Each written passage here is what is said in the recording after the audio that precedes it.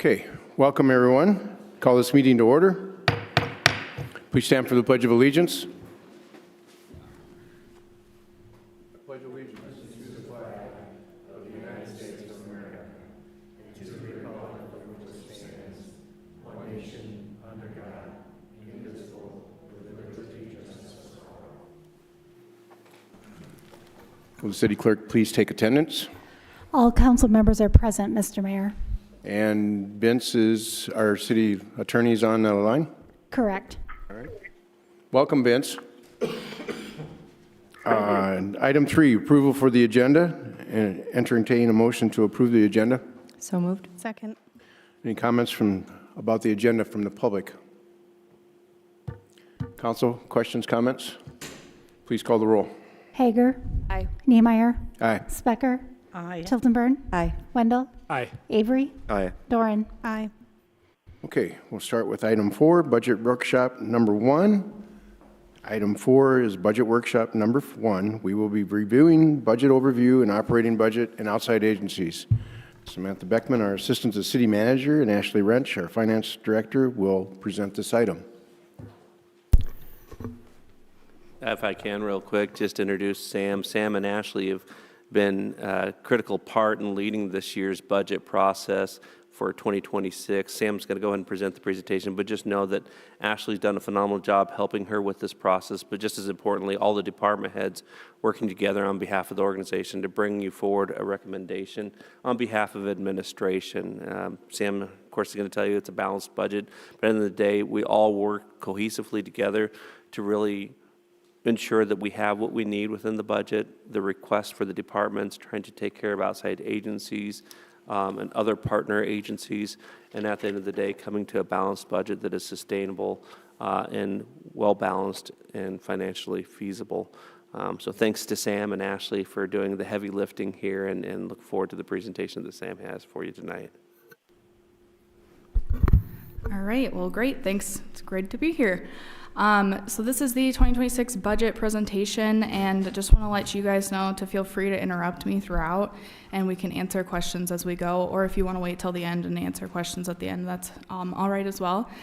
And we also have our department heads here to answer any questions that might be very department specific, so just feel free to interrupt as we go. And also, for those that are probably waiting for open forum, you get the pleasure of waiting probably 40 minutes through a budget presentation, so good for you.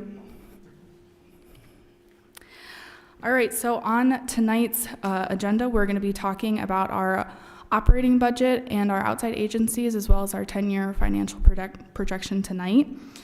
And on September 23rd, we will be going over our 10-year CIP, or our capital improvement plan, and our fee schedule. And then on October 14th is an optional study session where we can have any additional discussions or recap if you guys so choose. This slide just really outlines the kind of formal adoption process that we have with the budget each year, starting with property tax levy ordinance reading number 1, which happened on August 26th, and then accumulating in November with the final budget ordinance and CIP as well. So on tonight's agenda, we'll be going over highlights from this 2026 budget, total budget comparison to 25's budget, and going through our primary revenue sources and our budget overview of all of those revenue funds, as well as our 10-year financial projections and outside agency discussions. Giving you guys just a basic overview of our 2026 budget. This is having to do with every budget that we do as well. We consider the City Council's 5 focus areas of financial responsibility: safe, inclusive, and connected community, service and innovation excellence, economic growth, and sustainability. And then this budget also serves as a primary policy tool, really able to guide our operations each year.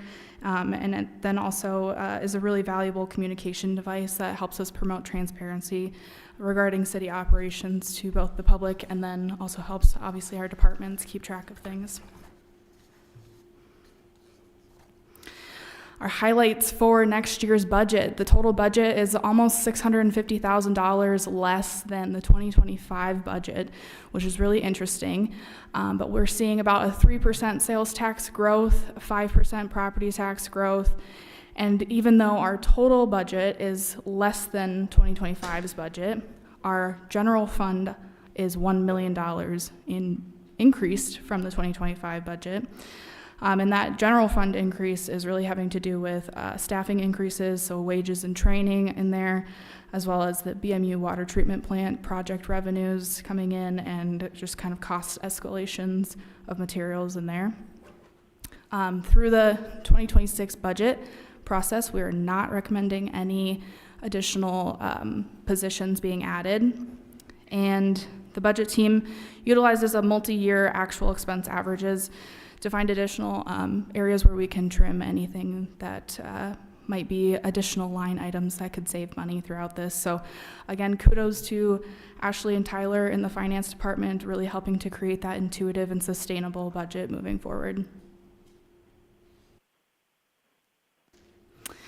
All right, a lot going on this slide, but the percentages on the bars themselves, over here and on here, there we go, show what portion of the total budget each fund accounts for. And just a quick overview of all 4 of those funds up there.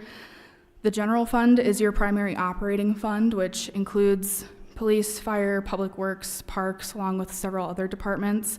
And this is the one where you're seeing about $1 million increase right here from last year.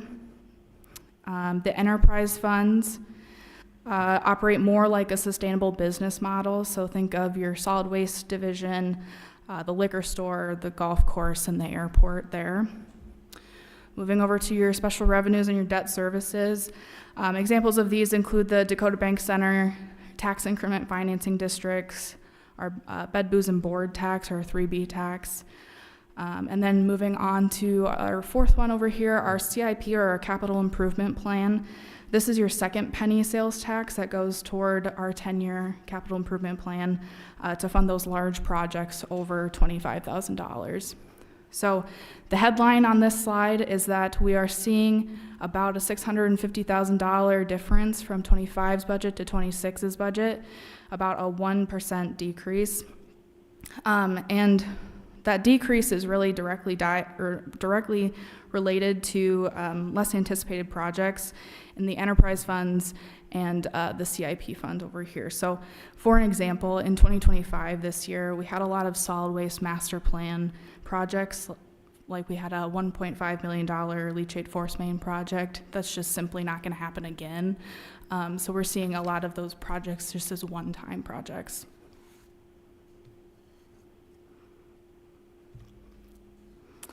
All right, moving on.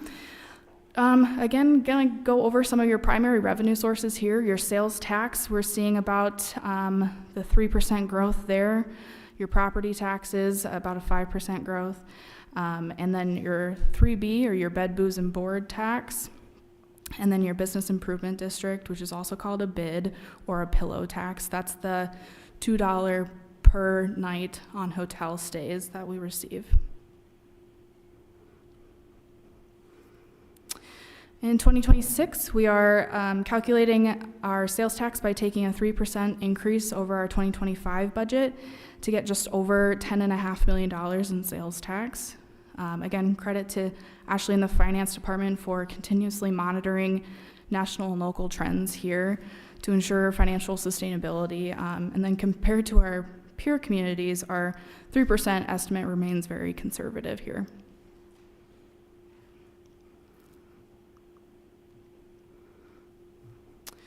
Moving on to property taxes. Property taxes are actually the city's most stable revenue source, and we're increasing that by about $210,000 from 2025.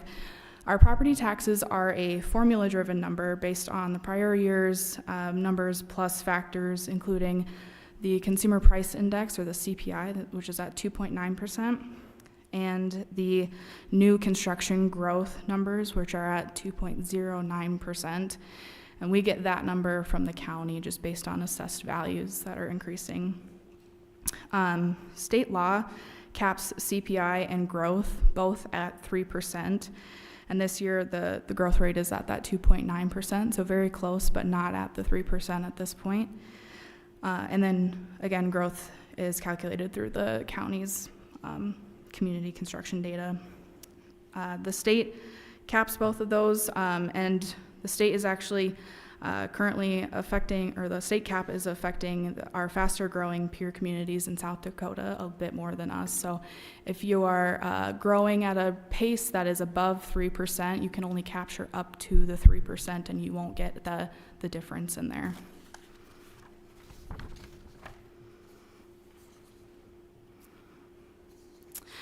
This slide here is to show the comparison of where the mill rate in Brookings compares to our other peer communities in South Dakota. So as you can see, Brookings has one of the lowest mill rates compared to other peer cities. Our mill rate is 2.2, with Watertown and Spearfish being the only communities with lower municipal rates than us.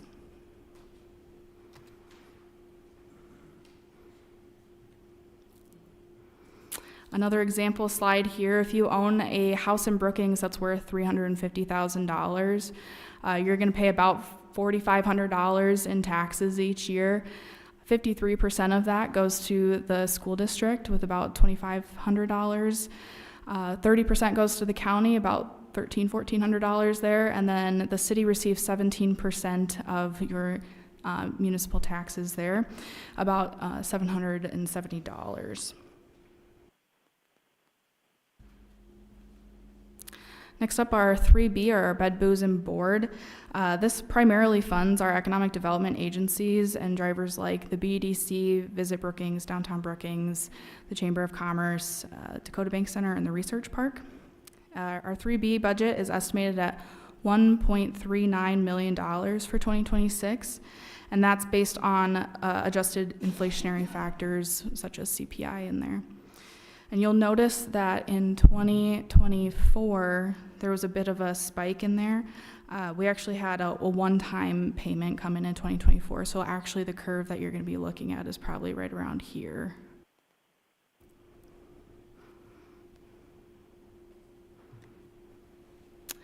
Our business improvement district, or our pillow tax, again, that is our $2 per night on hotel stays in the city. And this is used to fund a portion of Visit Brookings. Your pillow tax shows in the budget as a higher number, as we can only collect up to that amount. So in the budget, it's shown as about, I think, $500,000, because if we receive $300,000, we can only collect up to the $500,000. Or if we were to receive $600,000 and we had only budgeted $500,000, you can only get $500,000. So we budget higher than we actually receive. Pillow tax budget is based on the assumption that our growth will remain flat year over year compared to our 2024 actuals. So we are at this $261,000 here and $261,000 proposed for 2026. We're doing that because there's a continued lack of growth in hotel stays, which we are likely attributing to hesitancy related to spending discretionary money.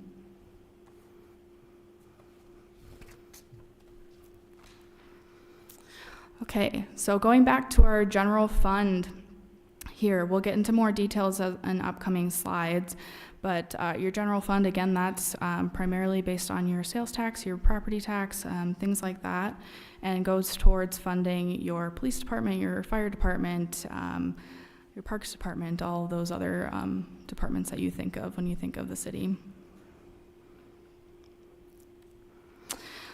So your general fund, we are proposing a balanced general fund, meaning that your revenues equal your expenses at this point. And again, the $1 million increase is about a 5% increase compared to the 2025 adopted budget. Your police, fire, public works, parks, all of those account for about 73% of general fund expenses. And your sales tax, property tax, and transfers account for 82% of your total revenues that go into the general fund.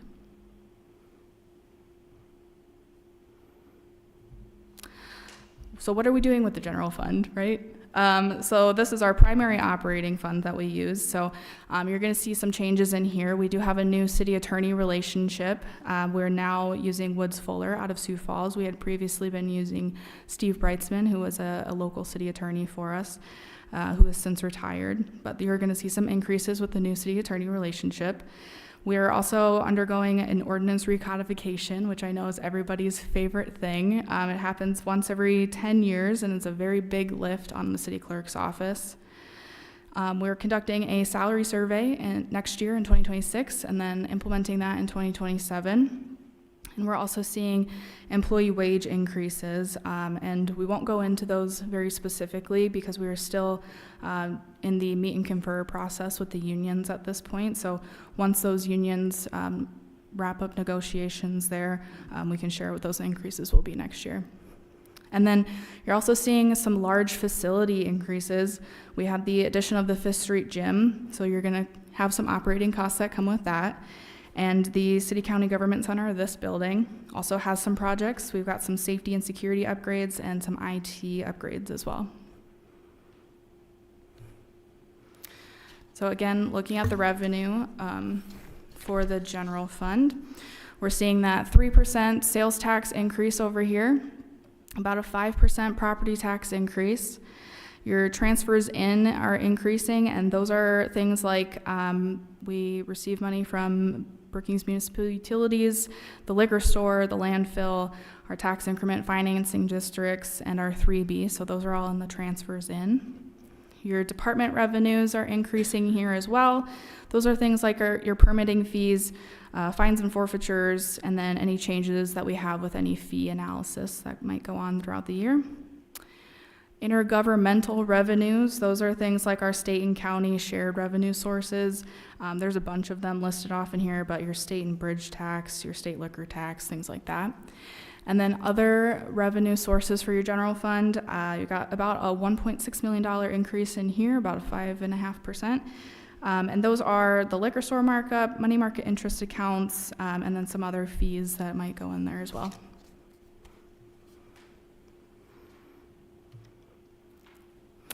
So you know where we're getting the money, what are we spending the money on in our general fund at this point. So increases are generally attributed to personnel expenses, insurance, inflation, and projects in our general fund here.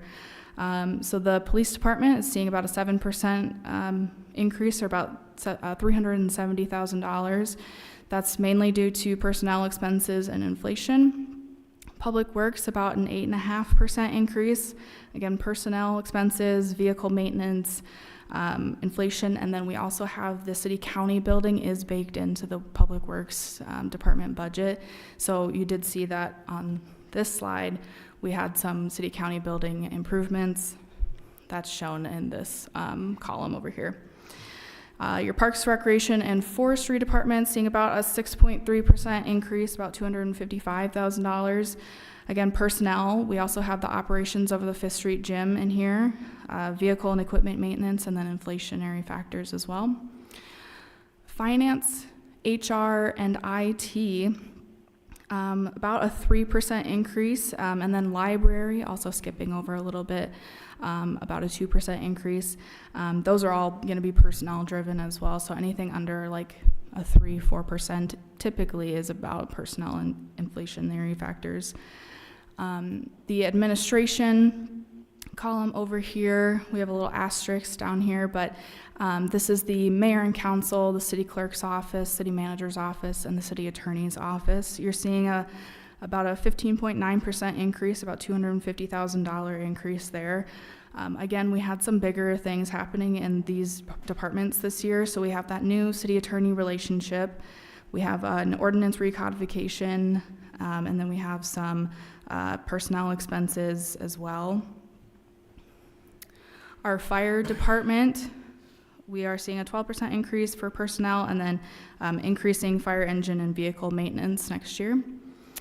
Appropriations and subsidies, about a $16,000 increase for inflation, and your appropriations and subsidies category, this is really having to do with your boards and committees and your social service agencies.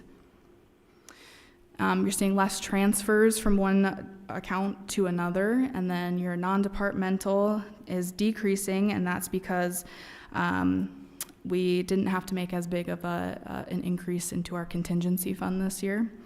And then you're also seeing a lot of decreases there because those are driven by one-time tax increment financing district projects. And so those are not coming to the general fund this year.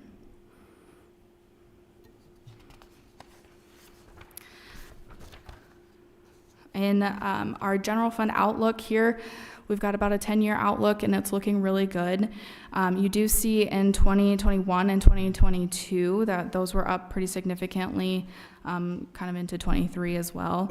Those are from your ARPA funds and other kind of COVID dollars that came in, as well as the derecho insurance dollars that we had received. So you're seeing a bigger spike in those years, but we have factored in what we would assume for personnel increases and what we would assume for sales tax and property tax increases, and it looks really good in the next 10 years right here. So we might have to make some adjustments as we go throughout the next few years, but overall we're really creating that sustainable and intuitive finance process here. All right, moving on to your special revenue and debt services profile here. Your special revenue expenses that we're going to be talking about, some notable changes here. The Dakota Bank Center, the city subsidizes the Dakota Bank Center, and the subsidy budget is for $367,000 for 2026, which is down from 2025 after making some substantial internal cuts for them. So you're seeing a decrease there. And then your tax increment financing districts and your storm drainage accounts. Those are both based on timing of funds for projects as well, so just very project dependent for those ones. Your 3B tax here, this really goes towards the new economic development merged organization, and then the city communication and some promotional items such as softwares are in there as well. The E911 section over here is very personnel driven with the increases in expenses, but then we also are seeing a little bit of increase in the revenues too, because we did have, we were able to keep that $2 per line surcharge that the state increased. Your bid tax, or again your pillow tax, your $2 per night stay, that one we are projecting that decrease and staying flat to our 2024 budget there. And then your special assessments over here, again, this is really kind of just the less expected projects, so very similar to the TIF and the storm drainage accounts. Public art contribution will decrease because we do have a city council policy that allocates money based on capital improvement plan projects. So you're seeing less capital improvement plan projects, which again means then less public art contributions. So the difference there is that it's going from about $100,000 in 2025 to about $97,000 in 2026. So a minimal increase or decrease there. And then in your library, you're seeing no changes in fines and donations in there.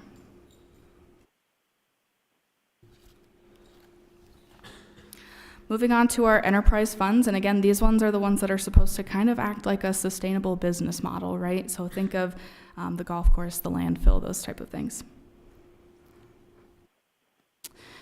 So let's go with the golf course over here and the airport are the only two that really require a subsidy. So the golf course receives about $100,000 from the liquor store, about $200,000 from the capital improvement plan, and from the capital improvement plan, their contribution goes towards large equipment purchases.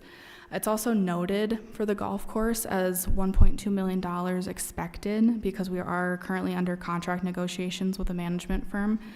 And then moving on over here to the airport.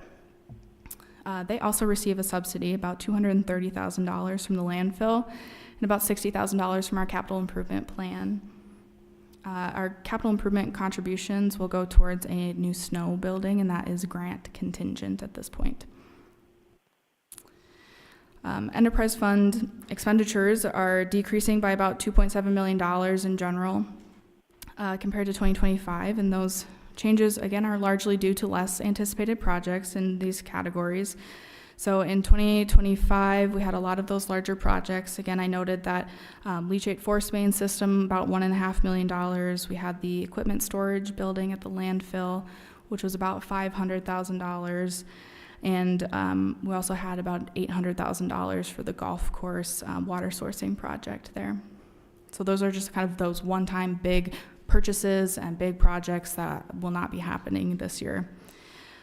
In 2026, we do have some of those larger projects still happening, though, mostly including, we've got a $1.3 million set aside for our solid waste division for an excavator, a landfill dozer, and then some other smaller kind of larger equipment pieces there. We also have got $100,000 budgeted for the residential drop-off area at the landfill, along with $400,000 in funding reserves there. The golf course has about the $200,000 planned for equipment purchases, and then they'll continue to work on that water sourcing project, that $800,000 that was there for this year. At the liquor store, hopping back over here, the $100,000 from contributed capital is for the scholarship program, and we'll mention that one later on as to how far we are into that scholarship program. And I know I'm hopping around a lot, but the R&T Center, the Research and Technology Center, is scheduled for demolition in 2026. So there's more modest changes in collections, golf course, and the R&T Center due to inflationary factors, personnel costs, and just kind of those timing of the projects here.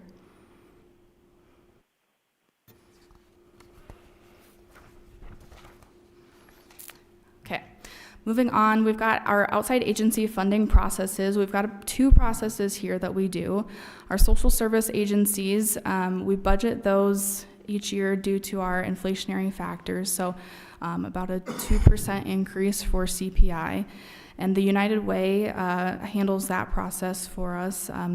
They have their own application process that other social service agencies will submit applications to the United Way, and then the United Way will make a recommendation to us later on.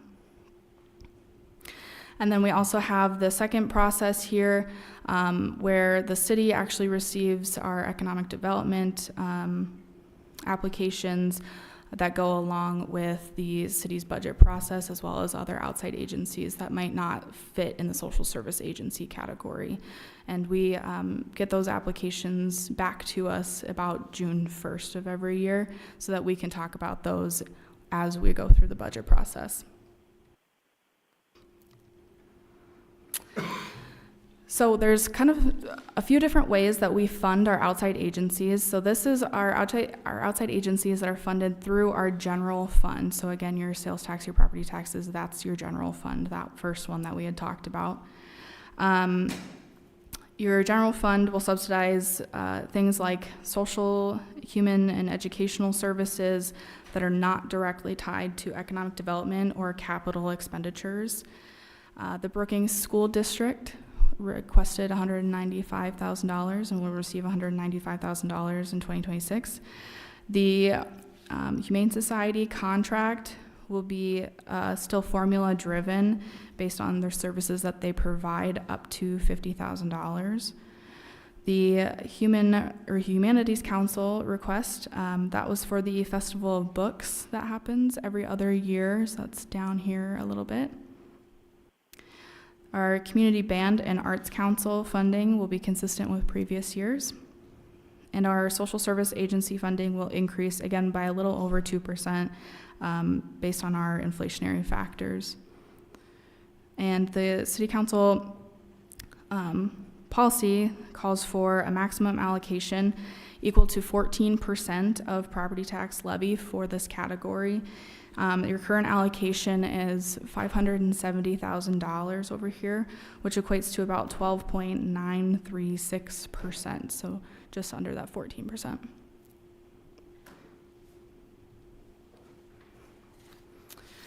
Another way that you can fund outside agencies is through your 3B, your bed, booze, and board tax, or your pillow tax, your bid tax. And generally, we try to provide the amount that is requested through outside agencies in this category.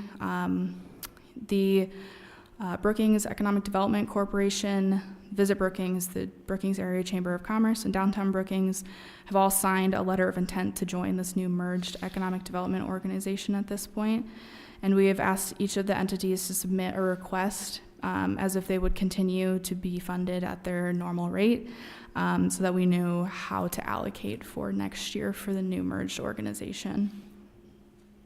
So I just want to maybe draw your attention to a couple of things here. In the merged organization, you have those 4 entities, but you also have the Downtown at Sundown request is also incorporated in here. Research Park is going to be funded at $135,000 next year. The SDSU Student Visitor Promotion at $55,000. And the Dakota Bank Center at about $367,000. And that one, they were able to lower their ask from $435,000 to this $367,000, which is an amazing feat that they had to undergo there. So you got about $1.45 million in this category. That's again coming from your 3B, your bed, booze, and board, and your pillow tax. And then lastly, over here, your other outside agencies that are funded through other funds, right? So you're funding through your capital improvement plan, your liquor store, and your storm drainage accounts here. These top 2 over here, the SDSU PAC and the Brookings Health System payments, these ones you're obligated to pay through 2027. So in the 2028's budget, you will not have to pay for them. The scholarships are funded through the liquor store at $100,000 a year, and this is year 5 of 5. So you will need to discuss during next year's budgeting process if you want to continue on with funding the scholarship program. And $80,000 of the 100 goes towards SDSU, and $20,000 goes towards South Dakota Tech colleges in that category. And then we also have the Big Sioux Water Festival that has been historically funded through the storm drainage account each year. And then wanting to draw your attention then here to this bottom number, this $3.1 million. Your total outside agency funding at 3.1, almost $3.2 million there is 4.33% of your entire $72 million budget. That was a lot of information, threw a lot at you guys, but do you have any questions for me or any of our department heads that are here tonight? Thank you, Samantha. Does the public have any questions or comments on this item? Council have any questions at this time? Councilmember Specker? I have a question. Please come up to the mic, sir. State your name and address. Yeah, my name's Tim Kay. I was just wondering if they're going to use some of this funding to train officers in the police department, because we have several officers here who don't understand South Dakota's stand your ground law. They think it only applies if you're in your house. Me, having been arrested falsely once for standing my ground. Could you save that for the open forum, sir? Okay. That'd be great. Thank you. Councilmember Specker? Yeah, if you go to the early on the sales tax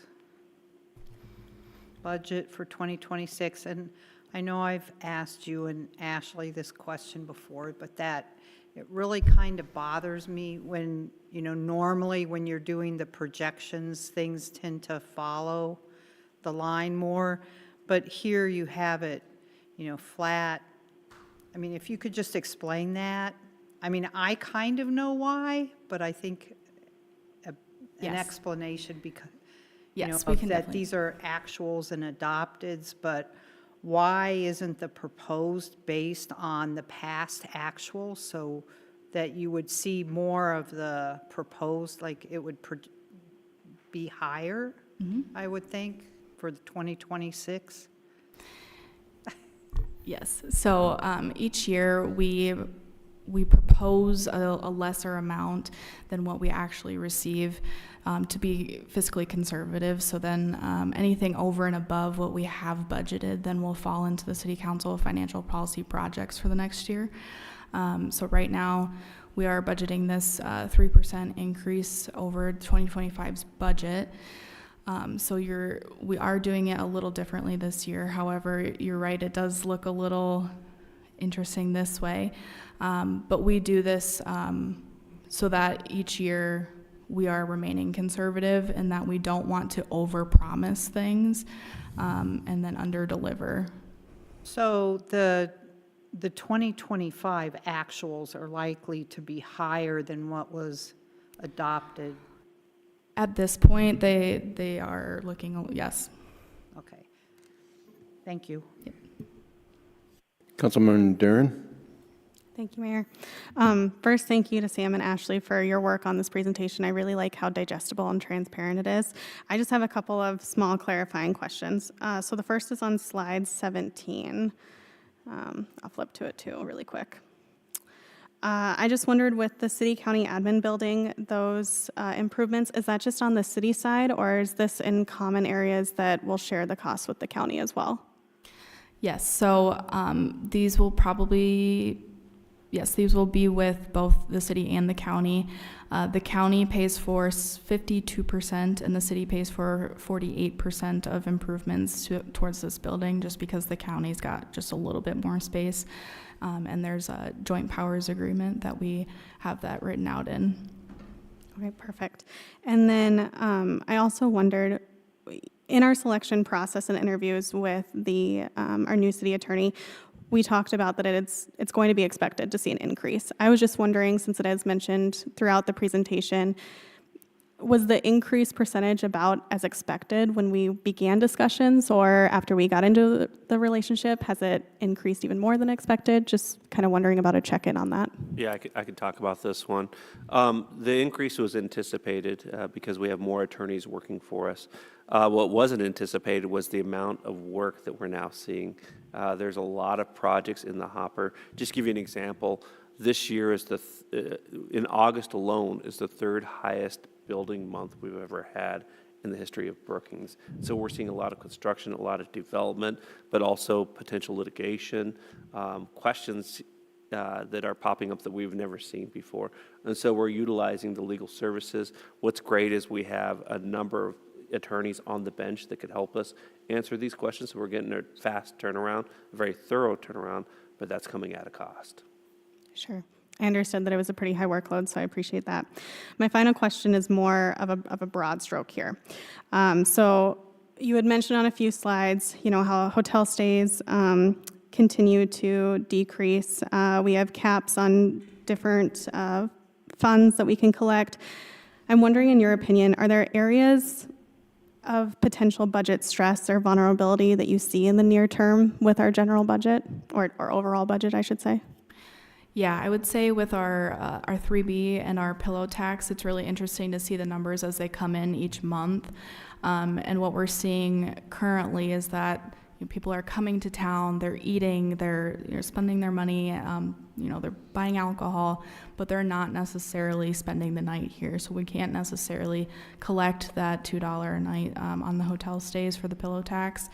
And then there's also a lot of the building activity that's happening here. So we have a lot of construction workers that are staying. So if they stay over, I think it's 30 days, then we do not collect on that pillow tax either. So I think those are kind of some of the constraints that we're running into with those funds. I would add to that it's interesting when you look at the sales tax, the pillow tax, and the 3B tax. I think the story that it's telling you is that we're not getting a lot of visitors from out of town to stay here, but we're having a lot of economic activity from our locals and within proximity to Brookings as well. With the addition and development of the marketplace, our hope is to keep a lot of that money here locally rather than seeing it leave out throughout the community. The things that are unknown are the tariff impacts, the administrative impacts, and the things that maybe would concern me a little bit more is impacts to our local non-for-profits and other agencies throughout the community, and legislatively impacts we might see on the horizon, such as your property tax impact. and maybe unfunded mandates. So those are some of the unknowns, things that give me concern. But as Sam said earlier, we use very conservative budgeting so that we can take care of those nuances as they occur. As long as they're somewhat minor, we can adjust. Sure, thank you for that. And I'll just add my comment on our outside agency requests, especially social services. I know it's a pretty minor percentage that can get talked about every year, but I really do appreciate that we continually add that into our budget and we adjust, because all outside agency funding really does assist in making Brookings not only livable, but enjoyable as well. So I appreciate that that is always highlighted each year too. Thank you. All right, thank you much. I think Well, Councilmember Councilmember Specker. I was just kind of standing back in case somebody Right. else wanted to ask something. Speaking of sort of the unexpected things fiscally, on the projections that go out, you're getting really close there, and I'm just wondering how much these projections take into account, or do you have like an unexpected or emergency funds included in those projections? Yes, we do have our sinking fund that is currently, we can allocate up to $1 million to our sinking fund. I believe we're pretty close to that cap in 2026, where we can, utilize that funding for emergency purchases of equipment if something fails, or, if something in this building were to fail, we can utilize our sinking fund. And then we do have the conservative numbers in here. So we do have budgeted in the 3% sales tax growth, and we do have our wages for employees budgeted into this factor as well. And then any of those kind of emergency purchases, we would then use the sinking fund to alleviate those stressors at that point. So Sam's talking about the equipment sinking fund, which is one opportunity to make sure that we're held whole. The other one is the reserve within the general fund. You have actually two reserve policies, one at 15% and the one at an additional 5%. And then beyond that, you also have the city council financial policy projects that you could dip into as well. And so you could be very fluid into the future, just assuming that the future councils are as frugal as you are in the budgeting process. Thank you very much. Okay, Sam. Thank you very much. We'll see you on the 23rd again on this project. All right, item 5 is open forum. Are there any members of the public who wishes to address the council on an item that's not listed on tonight's agenda? Please come forward. State your name and address, sir, and you have 3 minutes. Well, 3 minutes ain't gonna cover it, but my name's Tim Kea. I've been in Brookings since 2004, and some of you I voted for, some of you I didn't. I don't vote based on party line, but this is my daughter. August 7th, she was assaulted in Brookings. The police came. I was assaulted as well. And I didn't call the police due to prior bad experiences where I was falsely arrested for standing my ground in my house, and the state's attorney declined to charge me. So I didn't call the police. I don't trust them. The police came. The person that assaulted her, my disabled daughter, and me called the police. The police came, conveniently falsified their probable cause arrest affidavits. I've been trying to get hold of the chief. I buy police cars all over the country. I can call a chief of police any day of the week, but not this one. I'm demanding an outside agency be appointed to investigate Officer Cora Olson, who falsified her probable cause arrest affidavit, Officer Weinreich, who falsified his probable cause arrest affidavit, and Officer Easton 30, because this department cannot be trusted. The chief can never be talked to. I don't even know why we have a chief if you can't call and talk to him. Like I said, I buy police cars all over the country. I can call it police chief any day of the week and talk to him. I used to run a missing page and call in tips, call police chiefs all over the country. But in Brookings, we have a police chief you can't never talk to. I'm demanding an outside agency. Everything's on body cam. The police have covered this up. Instead, they want to arrest me. They submitted probable cause arrest for me for trying to get my daughter away from this woman who I still don't know if she sexually assaulted her. The police refused to do DNA swabs on her. This woman was drunk. Me, I was sober as a judge, took a breathalyzer and passed with triple zeros. But because this woman is white and a registered nurse, they didn't want to hear nothing I had to say. My daughter was assaulted. I was assaulted. She may have been sexually assaulted. And your chief has done nothing. Your officers have covered this up, and I'm demanding Thury, Weinreich, and Olson be suspended pending an investigation by an outside agency so I can get justice for my disabled daughter, who this drunk, intoxicated, bisexual woman assaulted in the bathroom of the Wild Hare. Thank you for your comments. You're welcome.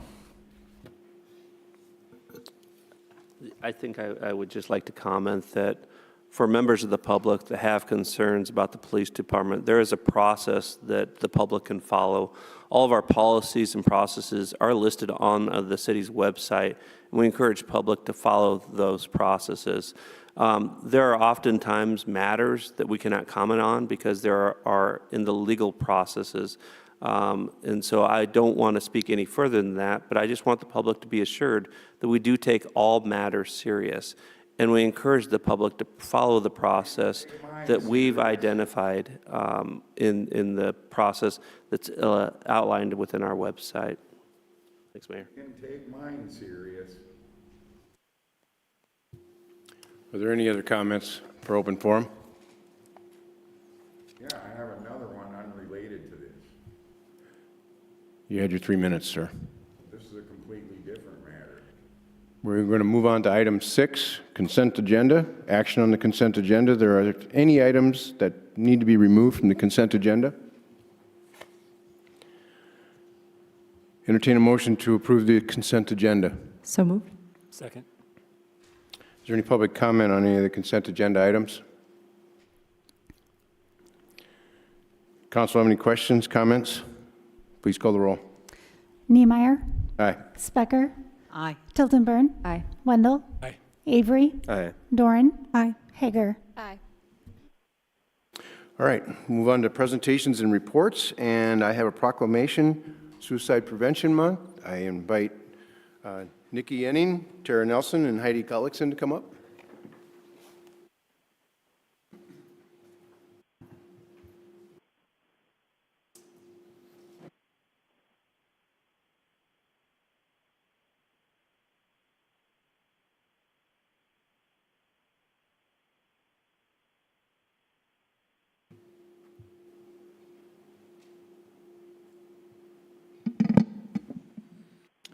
Okay.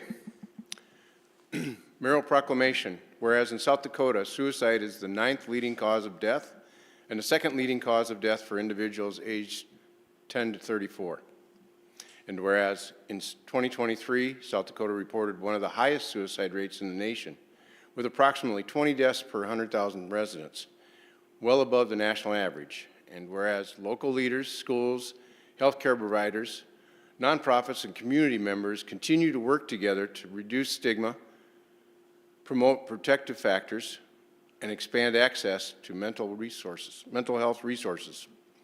And whereas research shows that connectiveness, early intervention, trauma-informed care, and reducing access to lethal means that can save lives. And whereas the City of Brookings supports the 988 Suicide and Crisis Lifeline, behavioral health programs, and community-based prevention efforts. And whereas during Suicide Prevention Month, we remember those lost to suicide, honor the resiliency of survivors, support families affected, and commit a culture where seeking help is seen as a sign of strength. Now therefore be resolved that I, Opke Garrett Niemeyer, the Mayor of the City of Brookings, do hereby proclaim September 2025 as Suicide Prevention Month. and call upon all residents to learn the warning signs, to reach out with compassion to those in need, and join in our shared responsibility of preventing suicide and promoting hope.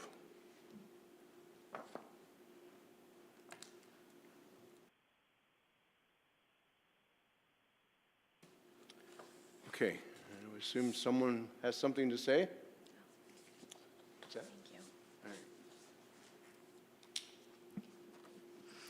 Thank you, Mayor Niemeyer, for this important proclamation and for recognizing the significance of suicide prevention in our community. Here in Brookings, we know that suicide touches far too many lives, whether it's a friend, a family member, a coworker, a neighbor. Behind every statistic is a person, and behind every person is a network of loved ones forever changed. At Brookings Area United Way, and alongside our partners in schools, healthcare, faith communities, and local nonprofits, we are committed to building hope and creating stronger connections. Suicide prevention is not just about responding in a moment of crisis. It's about making sure every person feels seen, supported, and valued every single day. This work takes all of us. It takes listening without judgment, reaching out when we see someone struggling, and making sure our community knows about resources like the 988 Suicide Crisis Lifeline. Together, we can break the stigma, open the conversation, and remind one another that help and hope are always within reach. On behalf of Brookings Area United Way and community partners, thank you for standing with us today. Your support ensures we keep moving forward towards a Brookings County where no one feels alone and every life is valued. Thank you.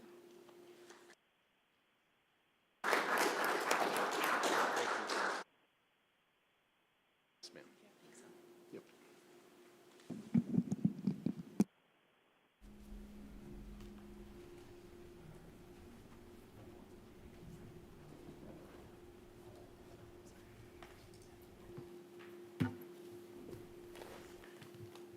Okay, item 7B, a report from the South Dakota State Student Association. Anna, and I see that we have our esteemed Student Association President Sophie here with us too. Hi, Mayor Newmeyer. Good to see everybody. If you guys don't know me, my name is Sophie Spear, obviously the SDSU Student Association President, like the Mayor just said. I'm just joining today to introduce myself as well as get to know the City Council as well a little bit. I'm currently a sophomore pre-pharmacy major with a minor in political science, little two opposite ends of the university that I get to attend every day. I just, again, first want to start by thanking you for obviously letting us join you every week at the City Council. A couple things that I wanted to talk about is I believe there was last week the tree situation on 6th Street was mentioned at the City Council meeting, in which trees are being vandalized at the expense of the homeowners as well as the city. I just wanted to acknowledge that I have recognized that and contacted the Collegian as well to write an article contacting the city as well as myself to recognize this issue as well as address it with the students. Happily, One Day for State was last week on September 4th. We were proud to raise over $3 million for SDSU and have over 5,000 donors participate in that day.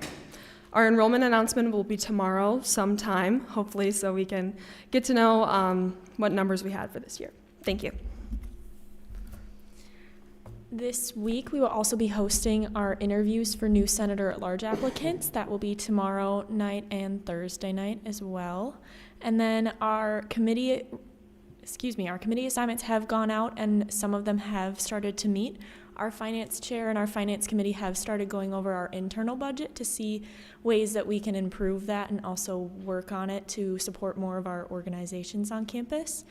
And then coming up this weekend, we also have a football game against Drake at SDSU's stadium. And then soccer also plays on Sunday. End of report. All right. Any questions for Sophie or Anna? Thank you, ladies. Thank you. Have a great week. Now we can move on to ex officio reports. BMU. So the biggest thing that happened at yesterday's BMU board meeting was a review or proposed first reading of their capital improvement highlights through 2033. And I just want to highlight what's happening with a couple of the utilities in terms of rates. For electric, they're proposing a 3.5% average overall rate increase for 2026 and 2027, then a 5% overall increase in 2028 through 2032. The past 6 years, they have not had any rate increase in electric, and they do get their electric from both MRES and WAPA, and both of those are increasing their rates, so that's leading to this increase that we're going to be seeing. When you look at other comparable communities, Brookings is 14 to 15% less than the average customer in the comparable cities in this area.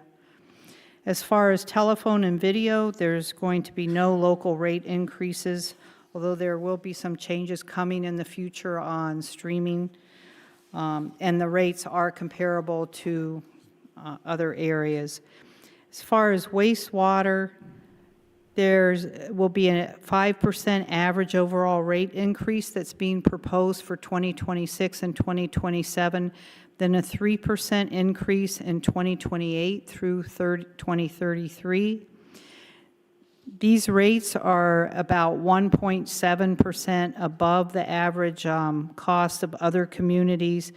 And part of that, the higher rate is that there is a future phase 2 upgrade in the treatment plant that's needing to be planned. The water increases for the past from 2023 through 2025, there were 10% annual rate increases. Those are being proposed to drop to a 2% rate increase from 2026 through 2033. And that 10% increase in the past has been because of the new water treatment plant. That plant is expected to be online the end of October and functioning. They will be talking about an open house or having more of a public viewing of that plant later in the spring, because there'll still be some minor construction going on at the site, but it will be operational in October, and they're expecting to take down the old water plant in December is currently what they're talking about. Also, I think I mentioned this, and I think Wayne has mentioned it as well. There will be changes coming to the BMU billing cycle and payment schedule, and you'll be getting notices. Everyone should be getting those in the mail with their BMU bills explaining what's going on, but they're essentially trying to get different systems synchronized as far as billing and when the meters are read and stuff. So you'll be seeing that in the bill. Thank you, Bonnie. Yep. Do we have a report in the hospital? Yes, thank you, Mayor. So the Yorkshire Medical Building had their ribbon cutting yesterday, and that's the new eye clinic and store, as well as the occupational and physical therapy in partnership with Avera. It's a really great building if you get a chance to see it, and that will elevate the service provided to our community. Just a reminder that the project that is done, the building that is built, that is actually just phase 1 of the overall project. They're also working on capital requests and starting their budgeting season as well. We're entering cold and flu season soon, so practice good hygiene, and they're working on upcoming flu clinics for the staff and public. They're continuing the transition to Epic for technology, and they've actually seen that more workforce has been trained in Epic coming in, and so this transition has actually assisted with workforce retention and recruitment too. Couple of statistics for you. We had a small baby boom of 45 babies during a 4-week period. They have also analyzed the incident trends of strain by, fall slip, and struck by, and those dropped significantly in 2025. And then July ended with the highest number of surgical services cases thus far in 2025, with 343 cases. With workforce retention, they're also looking at matching the resources with the increased interest in high school and really showing all of the employment opportunities in the healthcare or health system. Finally, there was a few different discussions around Medicaid and the One Big Beautiful Bill. With the bill, states are currently working on rolling out and administering everything. preliminarily, it does look like it's going to have a fairly negative impact on the state as well as the organization. There's a lot of multiple moving parts with different things taking effect at different times, and they're working on more discovery, so the total impact is unknown at this point, including the funds that will be directly allocated and others that will need to be applied for through the state and then allocated locally. Furthermore, the Department of Social Services and South Dakota Medicaid is in the process of updating and changing their reimbursement methodology for payment to acute care hospitals within our state. This change is appearing to be about a $140,000 less reimbursement to the Brookings Hospital, and they're also working on more discovery of the impact of the hospital and other facilities across the state. Finally, the CMS, or Centers for Medicare and Medicaid Services, updated the 2025 hospital star rating. The scores are measured against peer grouping of about 5 different measures. The data released this month shows an overall star rating of 4 stars. Last year it was 3, so they are continuing to improve in the health system. End of report. All right, thank you. Any questions for Brianna? I mean, did everybody pick up on what you had? All right, let's move on to 8, contracts and change orders. Item 8A, action on resolution 25-077, a resolution awarding the bid for the 2025 11 STI Capital Improvement Street and 32nd Avenue Sanitary Sewer and Road Project. Charles Richter, our city engineer, will present this item. Good evening, Council. I'm Charlie Richter, your city engineer, here to requesting approval of Resolution 25077 for the award of the 2025-11 STI Capitol Street and 32nd Avenue Sanitary Sewer and Road Project. This project will install sanitary sewer on Capitol Street to allow for future development north of Marketplace on the Weiss property. In addition to the sanitary sewer, this project will resurface Capitol Street and 32nd Avenue from Capitol Street to 6th Street, which are in need of repair. The city will be coordinating construction with the My Place Hotel, Whiskey Creek, and the Dakota Bank Center. All these improvements will be completed prior to the opening of Target. Bids for this project were opened on September 2nd when we received 9 bids. The lowest bidder is Rounds Construction from Brookings with a low bid of $517,533.99, which is approximately 14% lower than the engineer's estimate. Sufficient appropriations exist in this year's Fund 213 Capitals project and economic development funds for this project. Public Work recommends that Rounds Construction be awarded the contract for this project. Thank you, Charlie. Entertain a motion to approve. So moved. Second. Been moved and seconded. Is there any public comment on this item?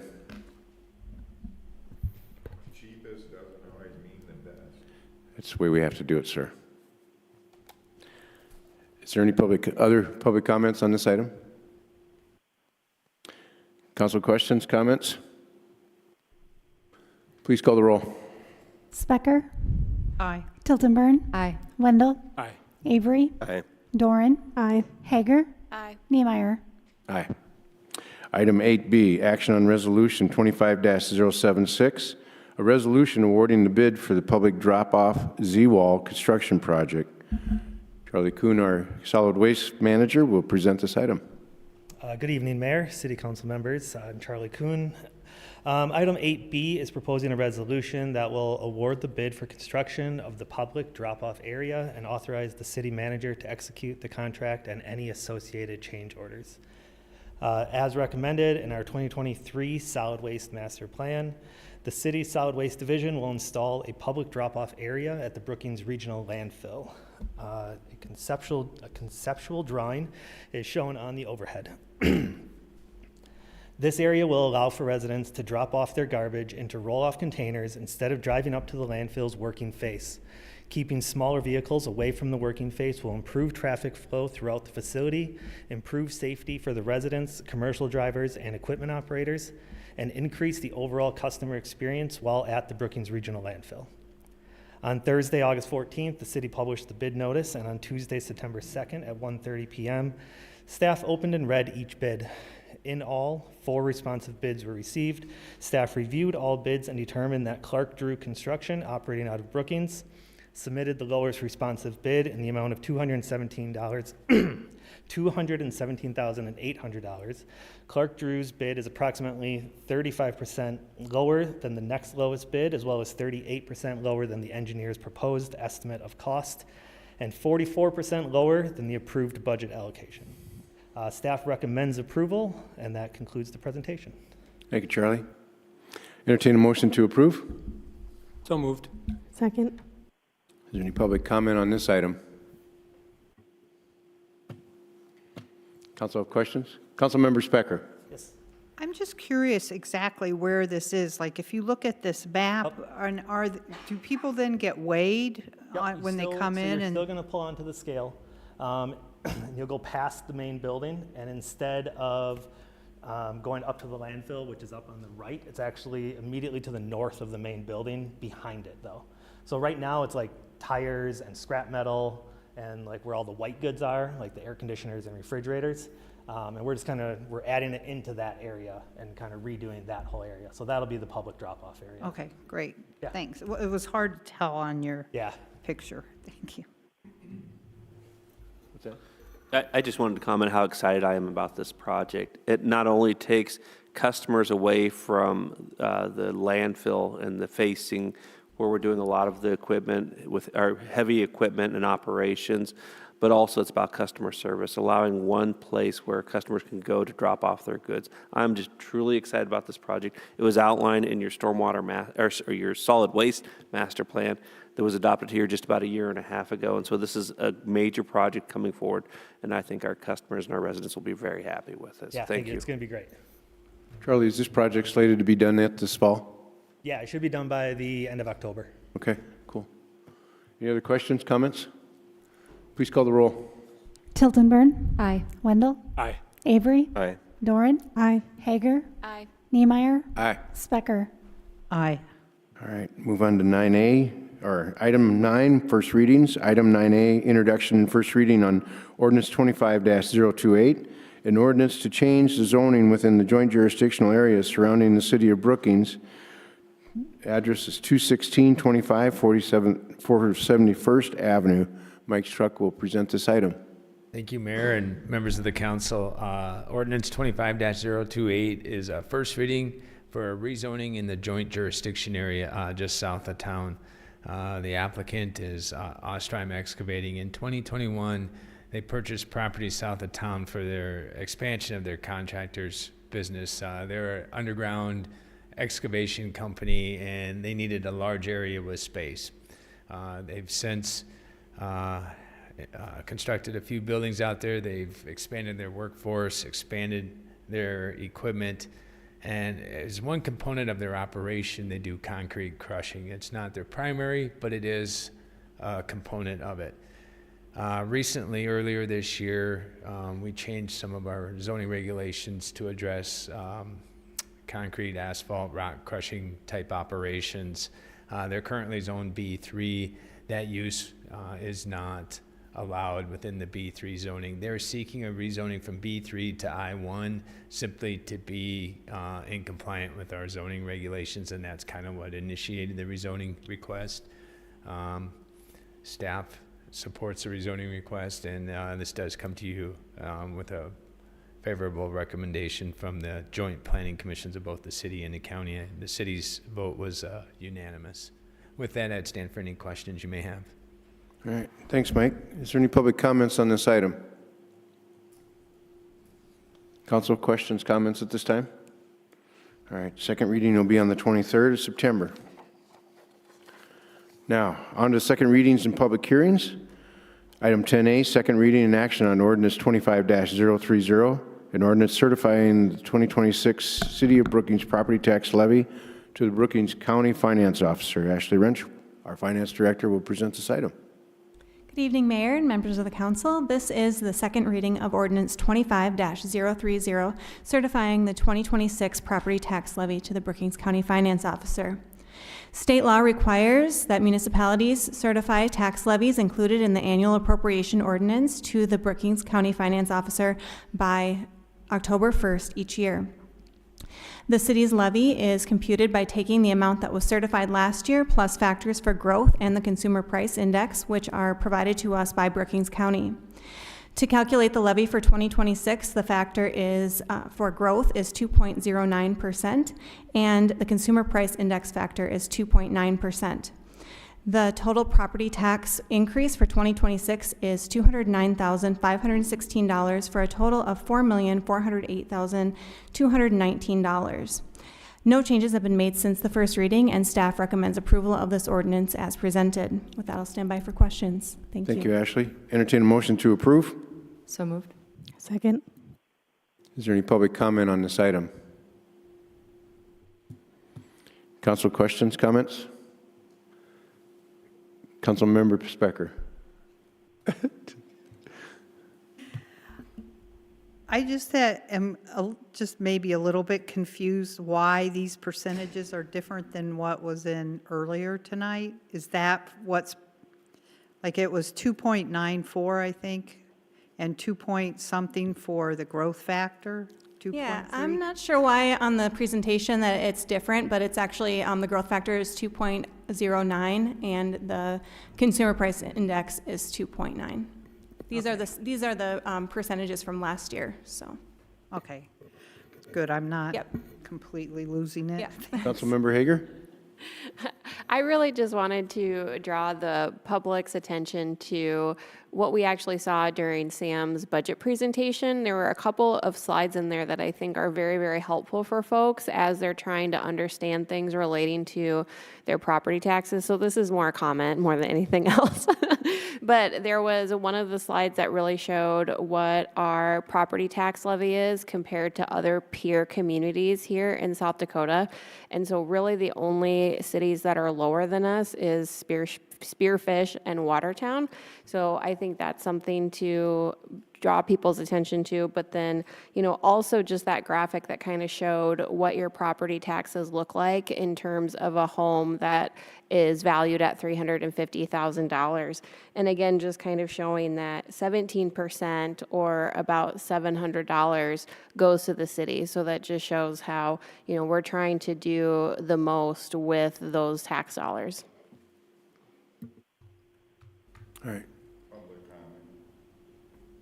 I can open it back up. What do you, come up to the mic, sir. Come up to the mic, sir, and you're not going to be heard on. Without representation.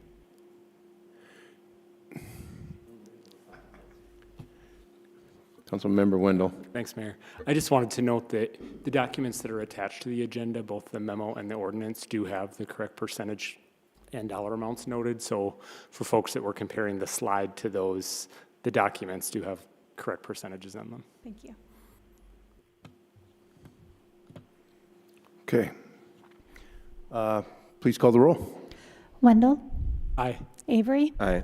Doran, Aye. Hager, Aye. Niemeyer, Aye. Specker, Aye. Tilton Burn. Aye. All right.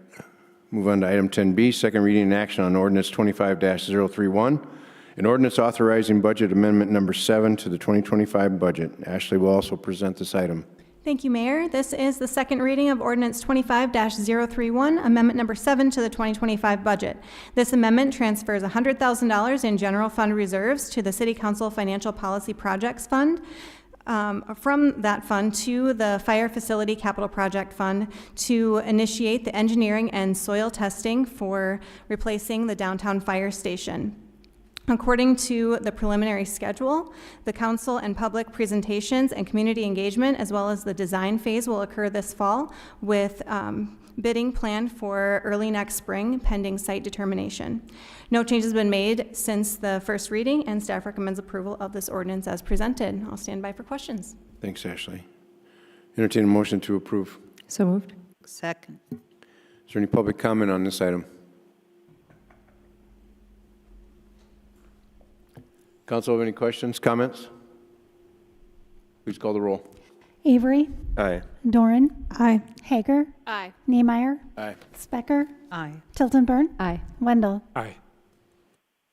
Okay, item 10C, public hearing and action on a special event temporary alcohol application from the Brookings Area Chamber to host a downtown SDSU watch party on 300 block of Main Avenue on October 4th. Bonnie, you want to present this item? Mayor and council members, this is a special temporary alcohol permit. This is a second or third year, I cannot recall, that they've done this SDSU watch party downtown. They would like to do it for another year running. This is put on and hosted by the Brookings Area Chamber. Staff does recommend approval. All right, entertain a motion to approve. So moved. Second. Okay, open public hearing on this item. Is there any public comment? If you're going to make a comment, sir, go up to the mic. Just so the public knows, The there's public comment is, you know, geez, with all the problems with alcohol, wouldn't it be safer to have a marijuana party downtown? Much safer than alcohol.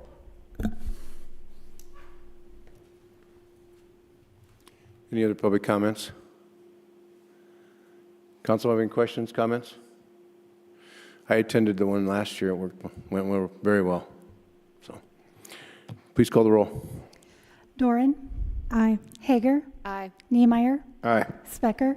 Aye. Tiltonburn. Aye. Wendell. Aye. Avery. Aye. All right. Item 10D, public hearing and action on Resolution 25-003, a resolution authorizing the city manager to enter into a 10-year on-sale liquor operating agreement with Reyes Aranda, Latina Grill, La Cantina Grill, LLC, DBA Latina Grill.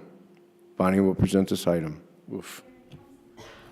Mayor and council members, this is giving the city manager the authorization to enter into a 10-year liquor operating agreement with Reyes Aranda. He is the owner of La Cantina Grill. La Cantina Grill has purchased a property and is in the middle of transferring the liquor operating agreement from the former Applebee's location on Lefevre Drive. La Cantina did have 2 prior alcohol compliance check failures at the current 6th Street location, but they have not had any additional violations since April of 2024. Mr. Arandas is present this evening. If the council has any questions for him, staff recommends approval. All right, thanks, Bonnie. Entertain a motion to approve. So moved. Second. All right, open the public hearing on this. Is there any public comment? Council, any questions, comments? All right, please call the roll. Hager. Aye. Niemeyer. Aye. Specker. Aye. Tiltonburn. Aye. Wendell. Aye. Avery. Aye. Doran. Aye. All right, that pretty much concludes the business of the city this evening. Our next meeting will be a study session next week on the 16th. Some of the items in that study session will be discussed is our economic agency updates. We'll be talking about elections and discussion of when we have to change our time from April to either June or November. And then our city clerk is going to give us a presentation on open meetings review, open meeting law review.